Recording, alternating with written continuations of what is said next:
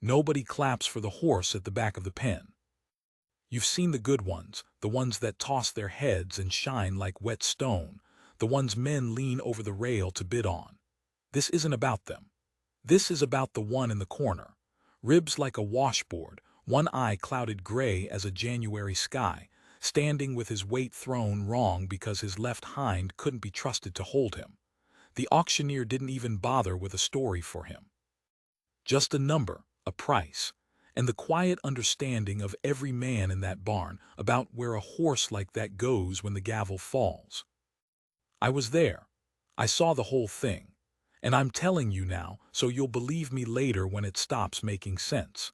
The only person in that entire county who looked at that broken, sway-backed, half-blind animal and saw something worth saving was the one person who could least afford to be wrong.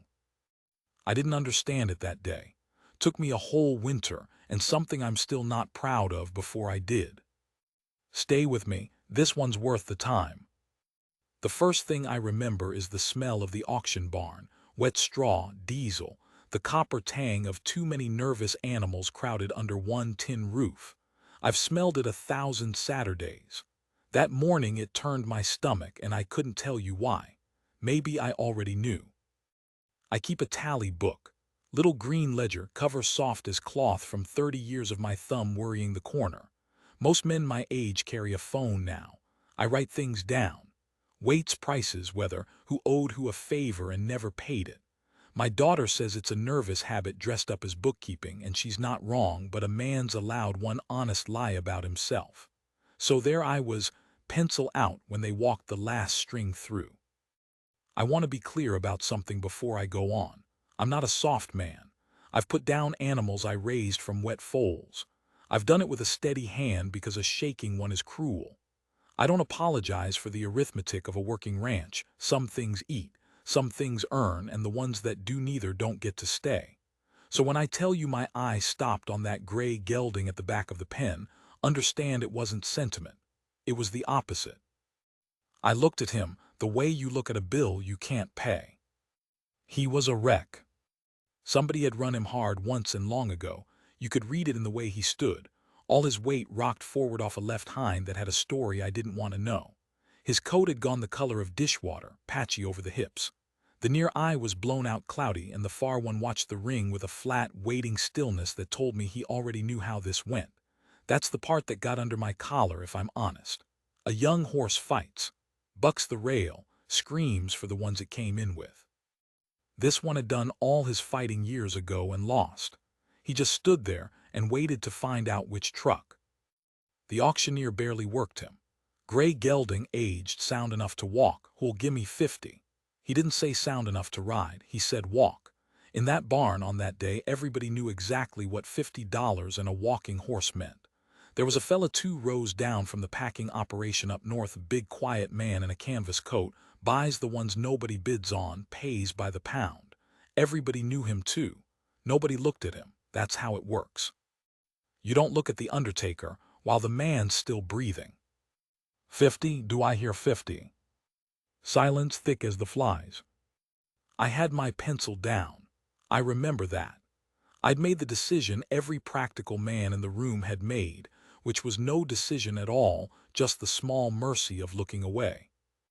And a voice from the far rail said, 60. I turned like everybody turned. She was maybe 5'2" in boots that had been resoled twice. Older than me, I'd guess, though hard living muddies the math. Gray hair scraped back under a feed store cap on the color of nothing. Hands on the rail, and here's the detail I wrote down that day, the one I keep coming back to. Her hands were wrapped, both of them. Dish towels looked like, or strips of an old sheet, knotted at the wrist. In February. I didn't know then what that meant. I filed it away because I file everything away. The packing buyer looked at her the way you look at weather, not unkind, just calculating whether it's worth getting wet. Then he shrugged one shoulder and looked back at the ring.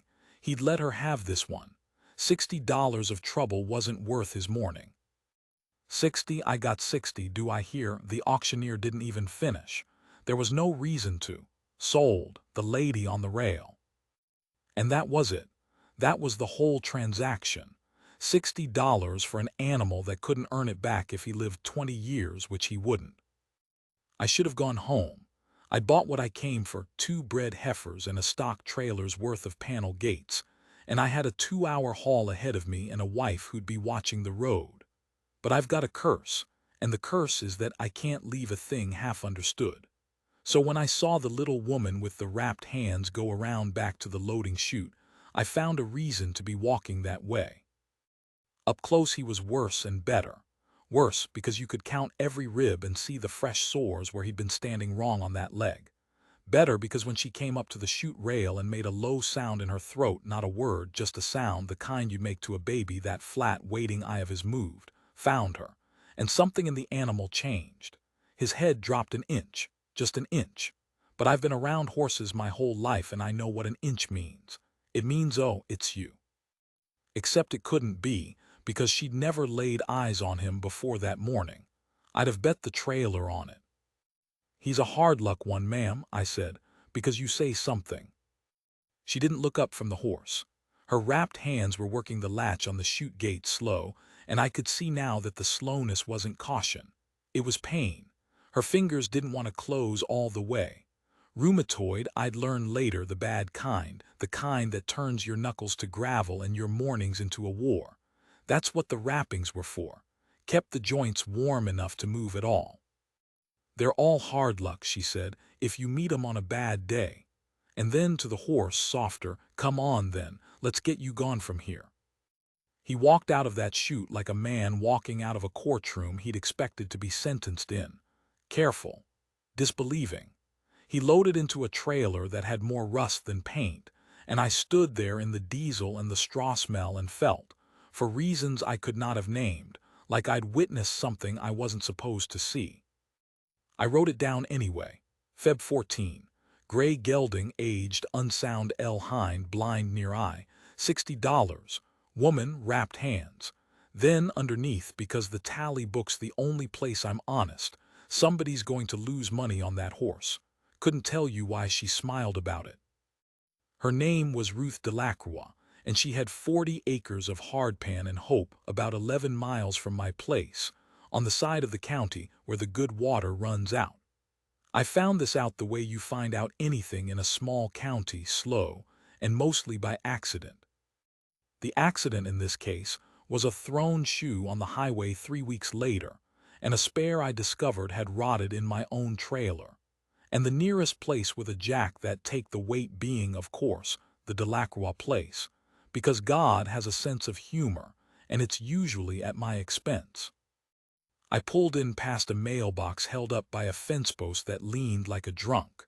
The house was small and clean, and losing its paint wore one board at a time. And out in a dirt paddock, in the low gold light of a late afternoon, was the gray gelding. He looked, I won't say good. He didn't look good, but he looked seen to. The sores were dressed. Somebody had been feeding him something with weight in it, senior feed or beet pulp, because the sharpest edges of his ribs had gone under a layer of flesh.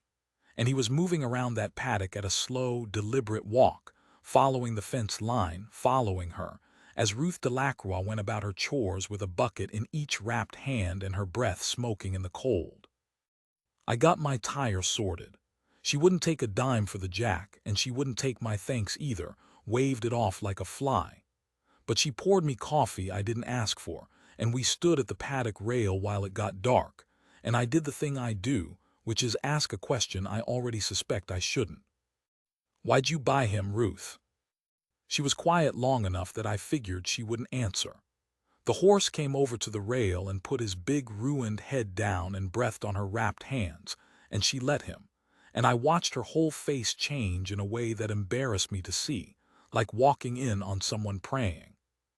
"You want the sensible answer or the true one?" "Give me the true one. Sensible I can figure myself." Smiled, but it didn't have much happy in it. "My husband trained horses, 31 years, good ones, the kind men leaned over the rail for." She said it like she knew I'd been one of those men at some other auction some other Saturday.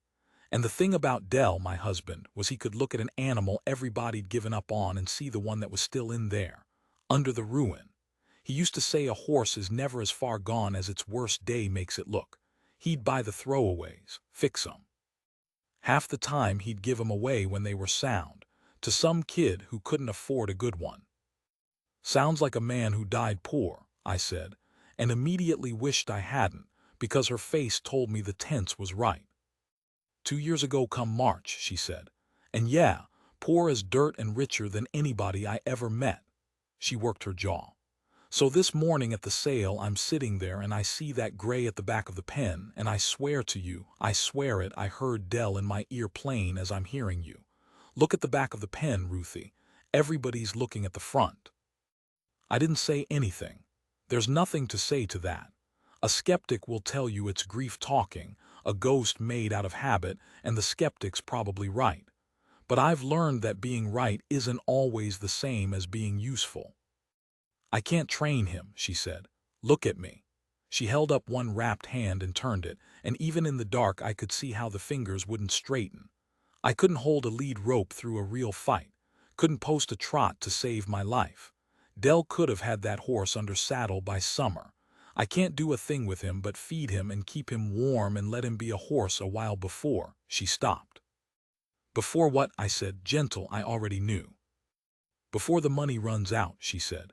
Vet says his teeth are going and that leg's arthritic top to bottom, and I'm doing all right by him right now, but right now costs, and I don't. She stopped again, pressed her lips together. In the paddock the gelding shifted his weight off the bad leg with a sound like a sigh. I told myself I'd give him one good spring. That's all I can promise him. One good spring, and then I'll do the kind thing before the cold comes back, before he's in real pain, and I'll do it here in his own paddock with my own hand, so the last face he sees is one that's glad he's here. Her voice didn't break. That was the worst part. She'd already made her peace with it, and peace is a heavier thing to carry than grief.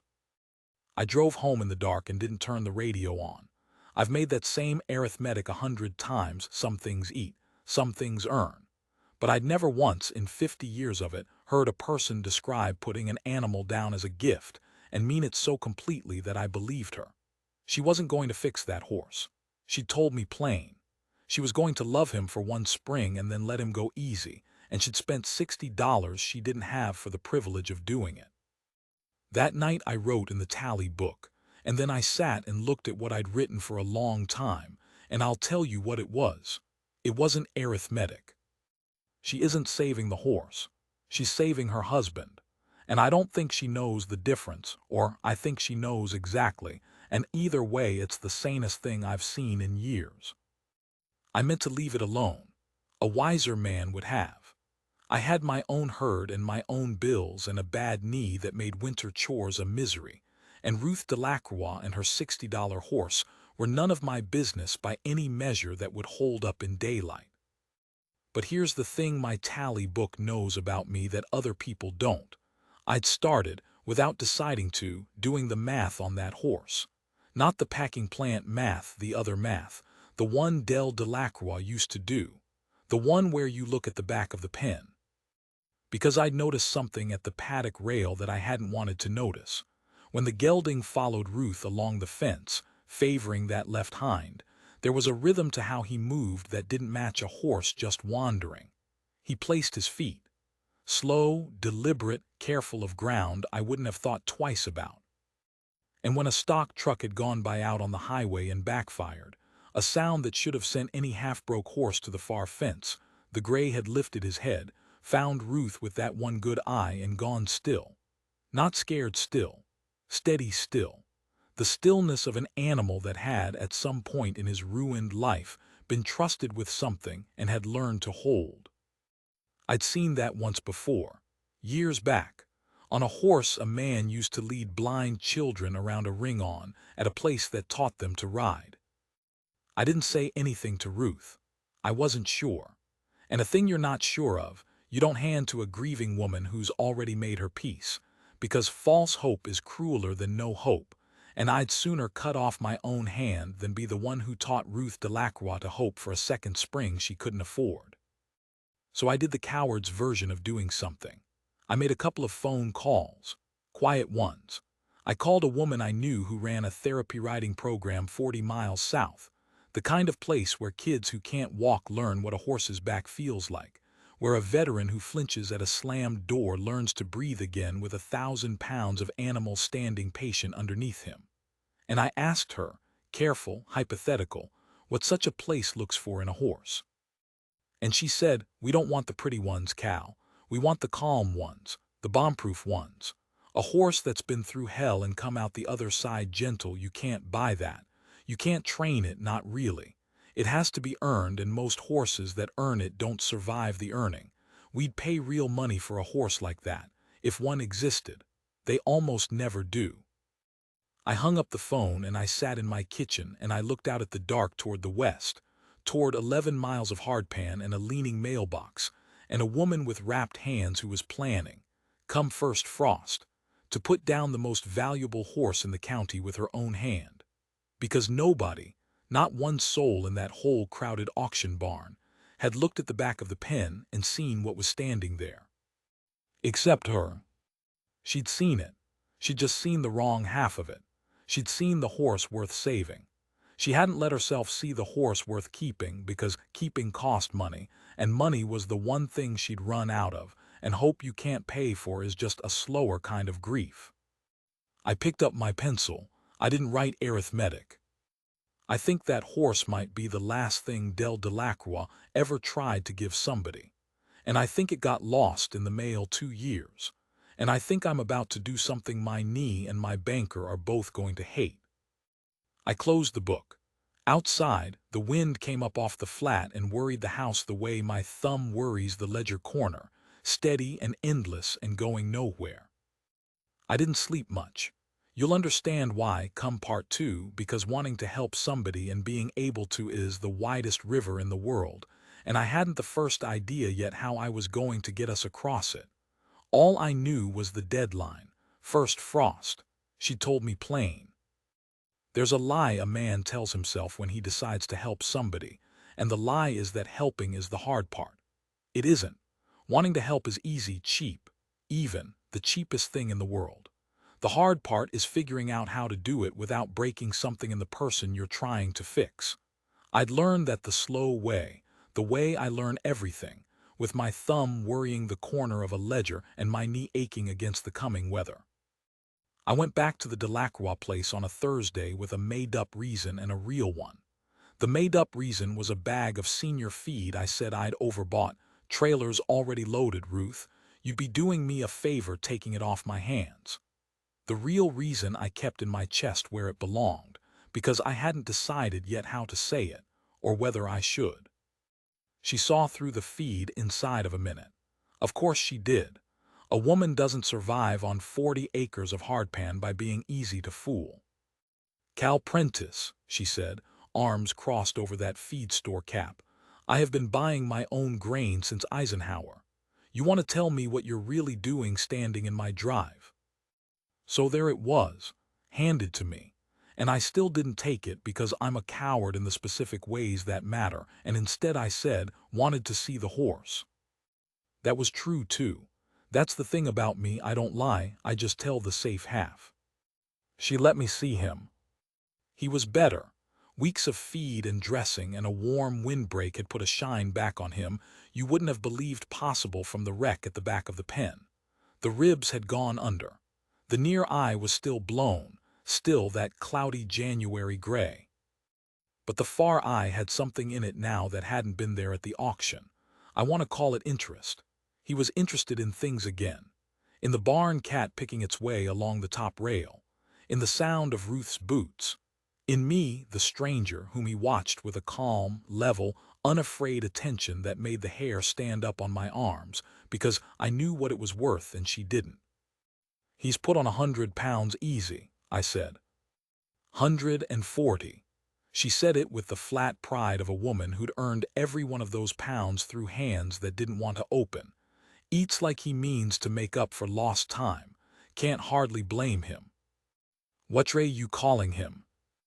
She was quiet a second. Wasn't going to name him. She looked at the horse and the horse looked back, and something passed between them that I had no part in. "You don't name the ones you're not keeping. Del taught me that. Name him and you're sunk. A pause. I named him Tuesday. Tuesday. Bought him on a Thursday. Named him Tuesday. Nothing about this makes sense, Cal. I quit trying. And she almost laughed, and the almost laugh cracked in the middle, and she turned it into a cough and looked away. And I understood that I was watching a woman lose an argument with her own heart in real time, and losing it badly and knowing it. That was the moment I should have told her. I had it all lined up. Ruth, that horse might be worth something. Real money. There's a program down south that pays for a horse like him, and I think Dell found you the one animal on God's earth that could pay its own way, and yours besides. I had the words. I'd practiced them in the truck. And I looked at her face at the naming of Tuesday, and I understood what my words would actually do, because that program didn't want a horse to board. They wanted a horse to have, to take, 40 miles south, into a life of gentle work in children's hands and a stall he'd never leave. It would save his life. It would put money in Ruth's cracked hands, and it would take away the one thing standing in that paddock that still had Dell Delacroix's fingerprints on it. I'd be handing her a rope, telling her, here, you can save yourself, all you have to do is give up the last of him. I didn't say it. I told the safe half. I said, good name, and I helped her stack the feed I hadn't overbought, and I drove home hatting myself with a specific low-grade patience, the way you hate a chore you keep putting off. That night the tally book got the truth, because it always does. Coward, you could have told her. You told yourself it was mercy, it was fear. You're afraid of her face when she has to choose. That's your problem, not hers. Fix it or leave her be. The frost came early that year. I want you to remember that because it matters. First hard frost hit the second week of October, 3 weeks ahead of the calendar, and I stood in my own yard scraping ice off the truck glass and felt the deadline close its hand. One good spring. That's all I can promise him, except she'd promised a spring and the year had cheated her, run fast, gone cold before the horse had even had a proper summer, and I knew the way you know weather that when I next drove out to the Delacroix place, the conversation was going to be about a date, about the kind thing done with her own hand in his own paddock before the real cold came. So I made a decision, and it was the wrong one, and I'd do it again. I called the therapy program. I called Diane, the woman who ran it, and I didn't ask her a hypothetical this time. I told her the truth, that there was a gelding out on the hardpan, gentle as scripture, bomb-proof, blind in one eye and lame in one leg but sound in the only place that counted for her work, and that his owner was 3 weeks from putting him down because she couldn't afford to keep an animal that couldn't earn. Diane was quiet on the line. Then she said the thing I'd been afraid of and hopping for in equal measure. Cal, if he's half what you're saying, I'll take him tomorrow. I'll pay for him. I'll haul him myself. But you understand I can't board him for her. I don't have the room or the money to keep a horse in another woman's grief. If he comes to us. For good. I know, I said. Does she know? No. Long pause. You're going to have to tell her. I know that too. I hung up. And then I did the thing I'm least proud of in this whole story, and I'm telling you because I promised at the start I would. I didn't tell Ruth. Not right away. I sat on it. For 4 days I sat on the fact that I held the exact answer to her exact problem, because I couldn't stand to be the one who forced the choice. And every one of those 4 days was a day closer to the frost and the date and the hole she'd have to dig. And I told myself I was finding the right moment when what I was doing was hiding. On the 5th day, the choice got taken away from me. That's usually how it goes for cowards. The world runs out of patience and decides for you. The phone rang at 4 in the morning. Nobody calls a rancher at 4 unless it's cattle or death, and I answered it with my heart already sideways. It was Ruth. I'd never once heard her sound afraid. Cal, I'm sorry, I didn't know who. It's the horse, it's Tuesday, he's down and he won't. He keeps trying to roll and he won't get up and I can't. Cal, my hands. I can't get the halter on him. I can't hold him. I've been out here 2 hours and I can't. Colic, Every horseman's 4 a.m. nightmare. A horse's gut is a stupid, fragile, murderous thing, and when it twists, the animal wants to throw itself down and roll, and rolling can kill it, flip the gut over on itself past any saving. You have to keep them up, keep them walking, for hours. A big horse, a panicked horse, hauling against a lead rope in the freezing dark, through hands that couldn't close. I don't remember the drive. I remember the truck heater not working and not caring. I remember the leaning mailbox in my headlights, and the paddock gate hanging open, and the shape of them both in the dead grass cold. The gray horse down on his side, legs churning, that terrible drum of 1,000 pounds trying to roll, and Ruth Delacroix on her knees in the frost with both wrapped hands fisted in his mane, and her whole small body thrown against his neck like a woman trying to hold back a river with her chest. She was crying, not loud, just steady the way she did everything, endurance made liquid and running down her face, and she was saying his name over and over, Tuesday, Tuesday, up now, up, don't you dare, and the horse was past hearing it, past everything, in the animal panic where there's no room for love. I got the halter on him. My hands work. That's the one thing I had that she didn't, the one dumb gift of a body that still closes when I tell it to, and I have never in my life been so ashamed of a working pair of hands. Get him up, I said. We have to get him up and keep him up. We got him up. God knows how. There's a strength that comes at 4 in the morning when a life's on the line that has nothing to do with muscle. Ruth got under him and heaved with those ruined hands, and I hauled on the halter and cussed the horse and begged him. And somewhere in there Tuesday found his own feet, because he was, at the bottom of everything, a horse that had learned long ago to hold when a human needed him to. He stood, shaking, sweat freezing on him, but up. And then we walked him. I want to tell you it was heroic. It wasn't. It was 4 hours of the most grinding, boring, bone-deep misery you can imagine, around and around that frozen paddock in the black cold, a step at a time, keeping the horse moving so his gut couldn't twist, waiting on the vet who was an hour out and then 2, because everything's an hour out on the hardpan. Ruth walked every step of it. I told her to go inside. I told her 3 times. Her hands were past use, curled and useless, and the cold in her joints must have been its own private hell, and she walked every single step beside that horse's shoulder with her breath smoking and her face wet and set, and she would not go in. Stubbornness/spite, I'd written once, as a trait a story might have. I found out that night it isn't a trait. It's a woman refusing to let the last thing her husband gave her die in the dark without her. It's the toughest thing I ever watched, and she did it with hands that couldn't hold a coffee cup. The vet came at first gray light, tubed him, oiled him, gave him the shot that would let the gut relax, and if we were lucky, if the frost and the panic and the 2 hours before I got there hadn't already cost too much, untwist itself. And then we did the last, worst part, which is the waiting. You can't know for hours if a colic's turned. You just watch. You watch and you don't let yourself hope. Because a horse can walk and eat and seem to turn the corner and then go down again at noon and be gone by dark. Ruth and I sat on an overturned water trough as the sun came up over the flat, watching the horse stand quiet in the new light, and neither of us said anything for a long time.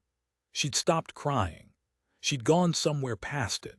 Her wrapped hands sat useless in her lap, and she looked at them like they belonged to someone else. I couldn't hold him, she finally said, very quiet. 2 hours, Cal. He was dying, and I couldn't get a halter on my own horse because my hands wouldn't. She stopped. Dell could have. Dell would have had that halter on in the dark, half asleep, and I sat there useless while he... You held him, I said. You held him 2 hours by his mane with your whole body. I saw it. Don't you tell me useless, I won't hear it. She didn't answer, but something in her jaw eased just barely, and she let out a breath that had been a long time coming. And that's when I told her. Sitting on a frozen water trough at dawn, both of us wrung out past pretending, with the horse we'd nearly lost standing quiet 10 feet away. It was the wrong moment by every rule of decency. The woman had nothing left in her, and it was the only honest moment I was ever going to get, so I took it. Ruth, there's something I've been sitting on and I've been a coward about it and I'm done being one. I told her about Deanne, about the program, about what a horse like Tuesday was worth, not in dollars, though there were dollars, but in the thing nobody could train and almost no horse survived to earn. A gentleness bought with a hard life. Bomb-proof. The kind of animal that could carry a child who'd never walked and stand steady as a church while she learned what the world felt like from up there. Dell didn't find you a horse to bury, I said. I think he found you the one animal that could pay its own way and yours besides. I think it just got lost in the mail 2 years, and I've had the forwarding address in my pocket for a week and been too much of a coward to hand it over. I'm sorry. That's on me. She was quiet a long, long time. Then she said the thing that showed me I'd understood only the easy half of her, same as I understood the easy half of everything. They'd take him, she said, it wasn't a question, for good, 40 miles off.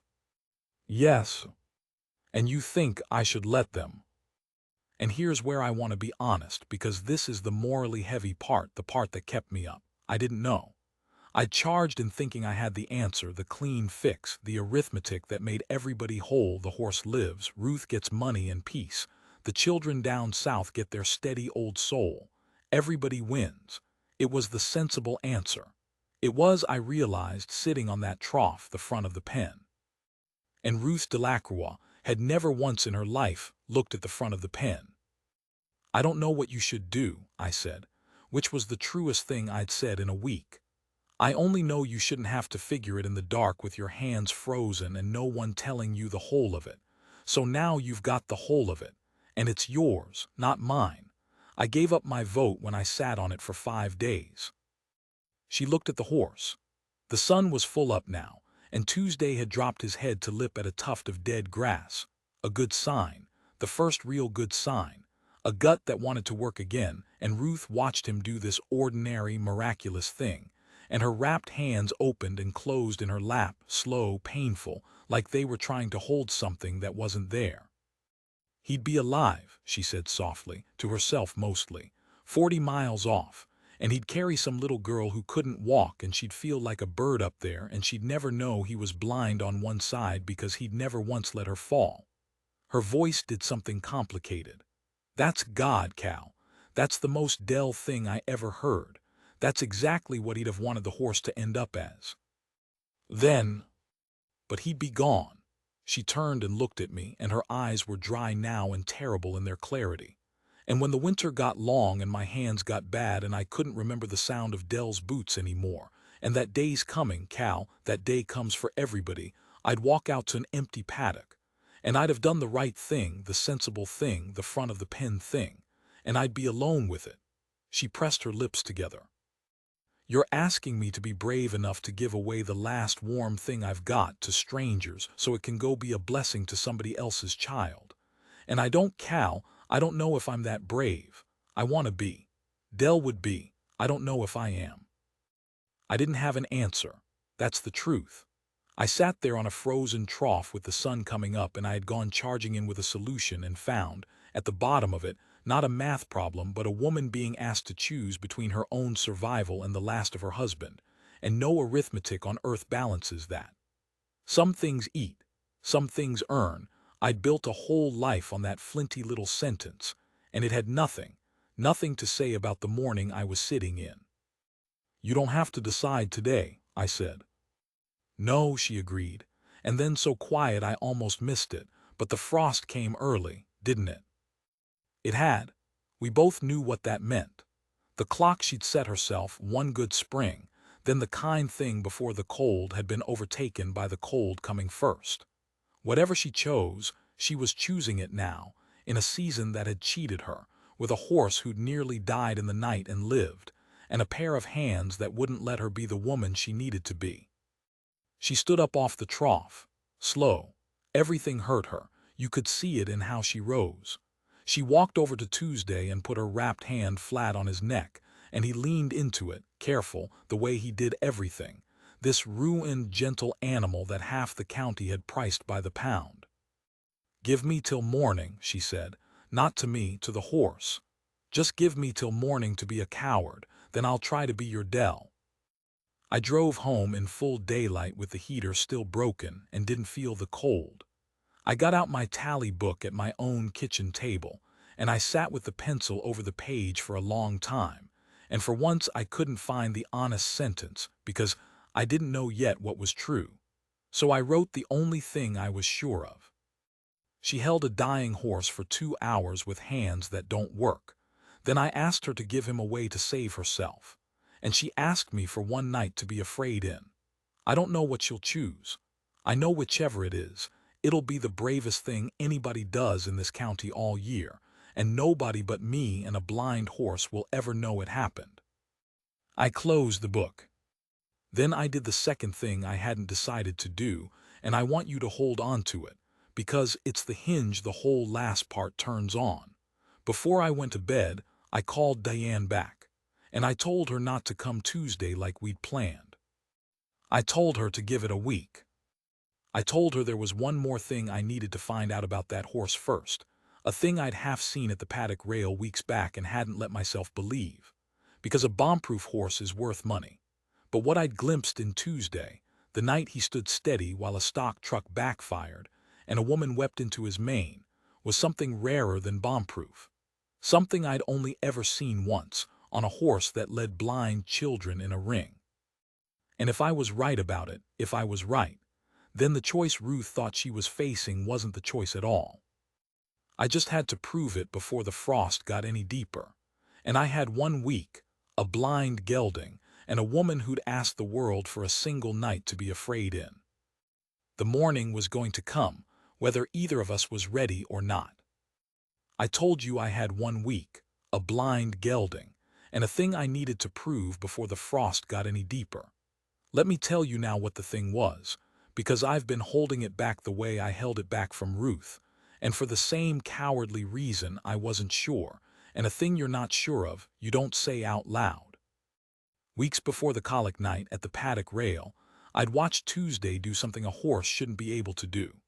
A boy had come by the Delacroix place selling raffle tickets for the volunteer fire company, one of those kids who talk too fast and won't hold still, arms going, voice cracking.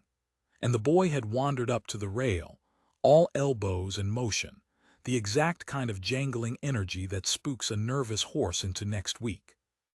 Tuesday hadn't spooked. He'd done the opposite.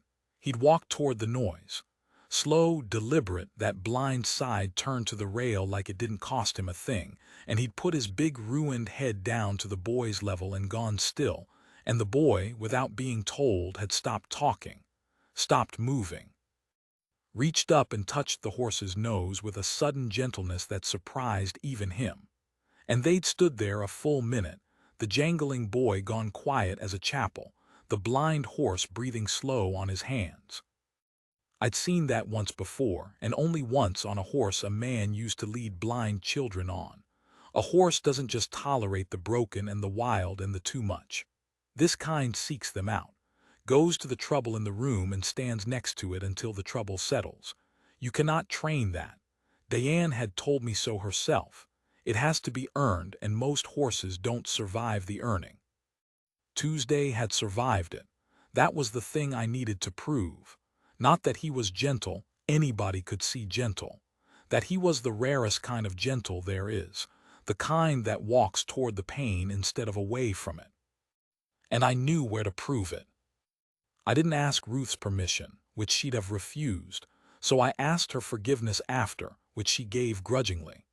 3 days after the colic night, with Tuesday eating and passing manure and plainly through the worst of it, I hooked up my trailer and I drove out to the hardpan, and I told Ruth we were taking a little trip. Where, she said, arms crossed, suspicious as ever. 40 miles south. There's a woman I want you to meet, and a thing I want you to see, and if I'm wrong about it, I'll never bring it up again, and I'll buy your grain for a year to make up for wasting your morning. And if you're right, then you'll make up your own mind, which is all I ever wanted. She came, grudging, wrapped hands folded in her lap, the whole drive suspicious and silent. Tuesday loaded into my trailer better than any sound horse I've ever hauled, walked right up the ramp on his bad blind side and stood quiet the whole 40 miles, and I watched him in the mirror and thought, Somehow you know we're taking you somewhere. And you're not afraid. When have you ever in your whole hard life had cause to not be afraid? Diane's place was nothing fancy. A tin-roof arena, a handful of gentle-eyed horses, a ramp built wide for wheelchairs, and the morning we came a girl. Her name was Marisol. She was 9. She'd been born with something that meant her legs would never carry her, and she came to Diane's twice a week to sit on a horse's back and feel, for 1 hour, what it was to be tall and moving and free of the chair. Except lately she wouldn't. That's what Diane told us quiet, off to the side, while a therapist unbuckled the girl from her chair. Marisol had had a bad fall off a pony back in the spring, nothing serious, a slide and a scare, but it had put a fear in her, and for months now she'd freeze at the mounting block, go rigid, cry, refuse. They'd tried 3 different horses. Gentle ones, good ones, the steadiest in the barn. She wouldn't have any of them. "I don't know why I'm even telling you to try," Diane murmured. "She hasn't let a horse near her since April. Your fella's had a hell of a week himself. Maybe this was a bad idea." "Maybe," I said. "Let's find out." We led Tuesday into the arena. Ruth held the lead, I made sure of that, put it in her wrapped hands and closed her fingers around it as best they'd close, because whatever was about to happen, I wanted it happening through her. And Tuesday walked into that strange arena, in that strange place, 3 days off nearly dying in the frost, and he lifted his head and found the trouble in the room. He found Marisol.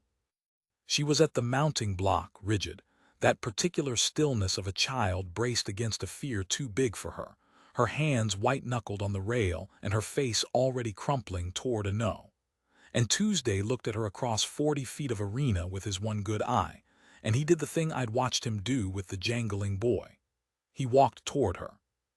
Slow, deliberate. His blind side turned to her. I'll swear to my last day it was on purpose, that he gave her his cloudy eye so she'd know he wasn't a thing to be scared of, a horse who couldn't even see her coming. Ruth let the lead run through her ruined fingers and walked beside him, and nobody in that arena breathed. Tuesday reached the block, and he stopped, and he lowered his big head down, until it was level with the frozen, frightened girl, and he went utterly still. Marisol stared at him. "He's blind," she said, first words out of her, "wondering, on this side he can't see me." "No," Ruth said. Her voice wasn't steady. "But he came right to you anyhow. Reckon he didn't need to see you to know you were there." The girl reached out one small hand, touched his nose, the way the raffle boy had, that same sudden helpless gentleness the horse seemed to pull out of people who'd forgotten they had it. And Tuesday breathed on her palm, slow and warm, and did not move so much as a muscle. I've seen a lot in 50 years on the hardpan. I've seen calves born in blizzards and men break and horses die. I had never seen a frightened child decide to be brave. It doesn't look like it does in the pictures. It looks like a long, shaking breath, and a small face going from crumpled to fierce, and a whisper. Marisol said it so quiet I only caught it because the whole arena had gone church silent. "You won't let me fall." She wasn't asking the therapist, she was asking the horse. And the horse, of course, said nothing because he was a horse. But he held so still and breath so slow, and stood so patient on his one good eye and his 3 good legs, that the girl found in that stillness the answer she needed, which no person had been able to give her since April. They got her up, the therapist and Diane, careful, one on each side, onto the back of a blind, lame, $60 gelding who 3 nights before had been dying in the frost. And Marisol sat up there, tall for the first time in months, and Tuesday carried her one slow, careful lap around that arena like he was hauling something made of glass and gold, placing each foot on ground he could half see, steady as a church, and the girl, "I have to stop a second," the girl started to laugh. High and startled and disbelieving, the laugh of a child who'd forgotten she could. And she looked down at Ruth walking beside the horse's shoulder and she said, "He's the best one. He's the best horse. Why did nobody want him?" I looked at Ruth when the girl said that. Ruth was crying. Silent, steady, that endurance-made liquid I'd seen in the frost, running down her weathered face in the arena light. but she was smiling too, both at once, and she said to the girl in a voice that barely held together, "I don't know, baby. I've been asking myself the same thing since February. I surely don't know." We didn't talk much on the drive back. 40 miles of flat road going gold toward evening, the horse quiet in the trailer, the two of us quiet in the cab. Ruth watched the hardpan roll by with her wrapped hands still in her lap, and I let her be, because some silences you don't fill, you just hold the wheel through them. Finally, past the halfway point, she spoke. "You knew," she said. "That whole time you knew what he was." "I suspected. I wasn't sure. You don't hand a person a hope you're not sure of." "No," she agreed. "You don't." A long pause. "That's why you sat on it 5 days, and why you took me down there instead of just telling me.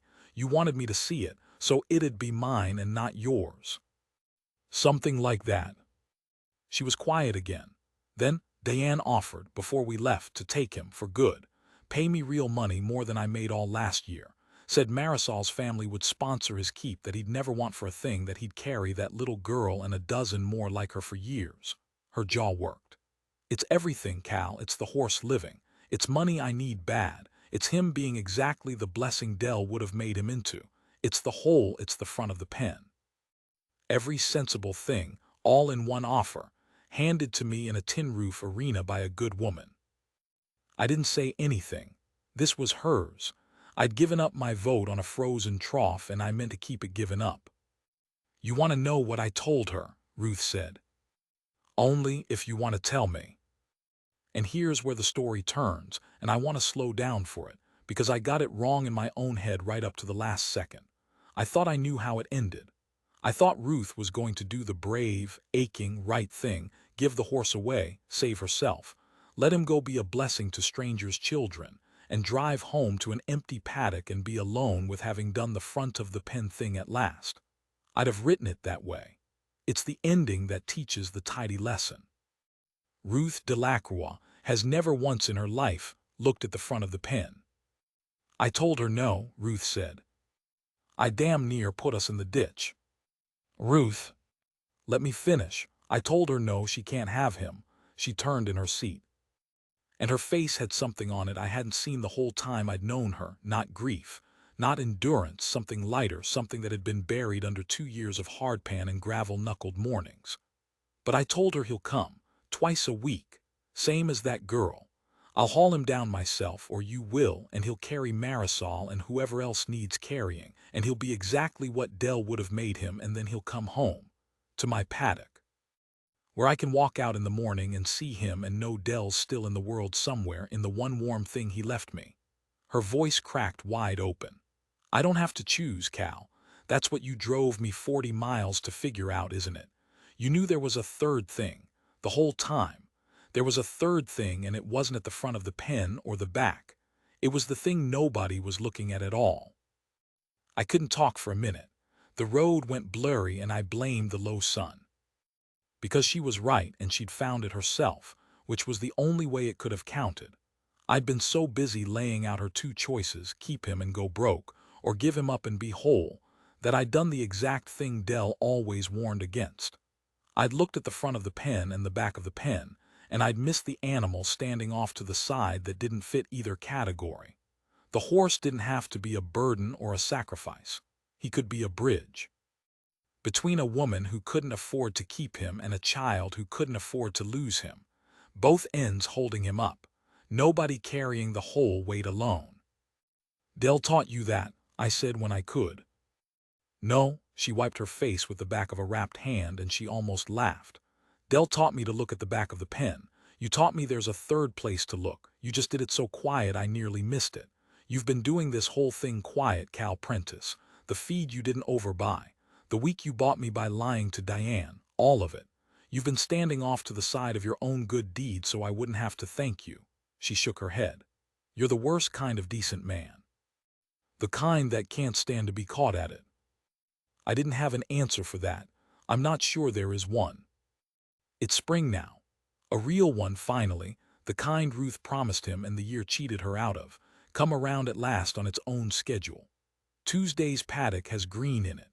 His coat's coming slick and dark over the hips where the bald patches were, and he's put on another 60 pounds, and the clouded eye is still clouded, but the other one has that interest in it all the time now, watching the road for my trailer twice a week the way a dog watches a door. Marisol rides him every Wednesday and Saturday. She's not frightened any more of the horse, or of much else from what Diane tells me. There's a straightness in that child now that started on a blind gelding's back and grew down into the rest of her life. She calls him my horse, and Ruth lets her, because Ruth understands better than anybody that you can love a thing all the way and still have to share it. That love isn't a fence, it's a gate that swings. Ruth's hands are no better. They won't get better. That's not the kind of thing this is. But she doesn't talk any more about the kind thing done with her own hand before the cold comes. The cold came and went, and Tuesday's still standing in his paddock, and so is she. And some mornings I drive past the leaning mailbox for no reason at all except to see the two of them out there in the early light. The little woman with the wrapped hands and the horse nobody wanted, and I don't stop. I just see them and drive on, and it does something to my chest I don't have the words for and don't much want them. I still keep the tally book, thumbs still worrying the corner, but I'll tell you a thing I noticed the other day, flipping back through the winter, the arithmetic stopped. Somewhere around the colic night, my honest little ledger quit being about weights and prices and who owed who. It filled up instead with a woman and a horse and a girl who learned to be brave, and I read back through it and I thought, this isn't bookkeeping. This never was. My daughter had it backwards. It was never a nervous habit dressed up as bookkeeping. It was the other way round the whole time. I went to that auction in February to buy 2 bred heifers and some panel gates. I did. They're in my north pasture right now, earning their keep, and I couldn't tell you a single thing about the day I bought them. But I can tell you everything about the horse at the back of the pen that I looked away from. The one I'd priced by the pound in my head and moved on. The one a woman with ruined hands and $60 she didn't have looked at, and saw her husband's last gift lost 2 years in the mail. Everybody in that barn was looking at the front of the pen. She wasn't, and it took me a whole winter and a night in the frost I'll never forget, and a girl learning to laugh again 40 miles south, to understand what Del Delacroix knew his whole life and tried to leave behind him like a light in a window. A thing is never as far gone as its worst day makes it look. Not a horse, not a woman with hands that won't close, not a stubborn old rancher who thought he'd figured out which things eat and which things earn. Not any of us. I drove past this morning. The green was up and the horse was standing in it, and Ruth had her wrapped hand flat on his neck. I didn't stop. Some things you don't need to write down to keep.